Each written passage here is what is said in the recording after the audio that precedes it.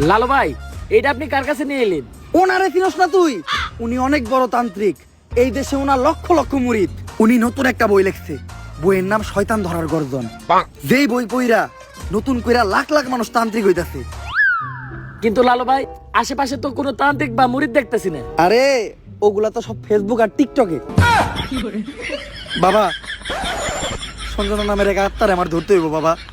আপনি আমার সফল হওয়ার একটা উপায় দেন। যদি সফল হতে চাও তাহলে আমার লেখা এই বইটি নাও, শয়তান ধরার গর্জন।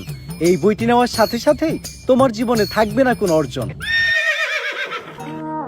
আমি কথা দিয়ে কথা রেখেছি, শয়তান আসেনি তো ফিরে। আমি শয়তান তাড়ানো গল্প লিখেছি আমার সারাটি জীবন ধরে। আমি অন্ধকারে মোমবাতি জ্বালিয়েছি, তবুও পাইনি ভূতের খোঁজ। আমি ভূতের অপেক্ষায় ছিলাম, ভূত নিজেই হয়েছিল নিখোঁজ।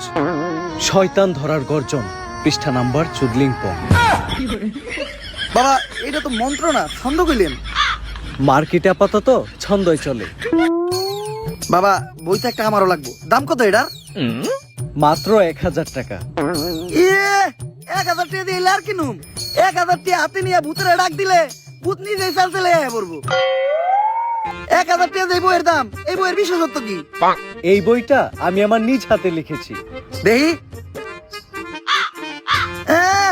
আতেলে এত খারাপ? দেখি বইয়ের প্রথম পৃষ্ঠায় কি লেখা? মানুষকে ভোদাই বানানোর 100টি উপায়। 1000 টাকা দিয়ে 120 টার এই বইটি নেন আর ঠাস কইরা ভোদাই হয়ে যান। এখন সফল হইতে গেলে তো এই বইটা লাগবেই। তো এই বইটা আমি নিয়ে গেলাম। বইয়ের টাকাটা? ওইটা আমি হোয়াটসঅ্যাপে পাঠাই দিব। গুরু, আজকের থেকে আপনার লেখা এই বইটা পইরাই আমার শয়তান ধরার যাত্রা করলাম শুরু। শয়তান ধরার গর্জন, পৃষ্ঠা নাম্বার চুদলিংপং।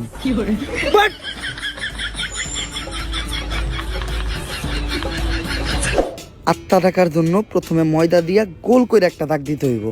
তারপর এক জন্ডে দাগের বাইরে বাই করতে হইব, কারণ শুধুমাত্র সেই আত্মাটা দেখতে পাইব।